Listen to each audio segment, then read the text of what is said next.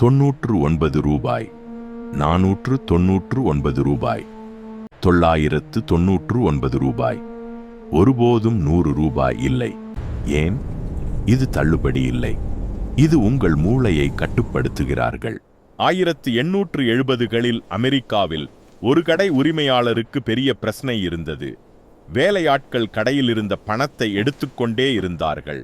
தீர்வு என்னன்னா, விலையை 1 ரூபாய் இல்லாமல் 99 காசு வையுங்கள். இப்போ பணம் திரும்ப கொடுக்கணும். ஒவ்வொரு பரிமாற்றமும் பதிவாகும்.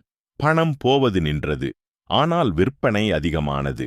ஏன்னா உங்கள் மூளை 499 ரூபாய் பார்க்கும்போது 4 மட்டும் பதிவு செய்கிறது, 5 இல்லை. இதற்கு இடதுபுற எண் விளைவு என்று பெயர். அதிர்ச்சி என்னன்னா, இதை தெரிஞ்சுகிட்டாலும் நீங்கள் இன்னும் இதில் விழுவீர்கள். உடல் இயல்பை மாற்ற முடியாது. இப்படி உண்மைகளை தமிழில் தெரிஞ்சுக்கணும்னா சந்தா செய்யுங்கள்.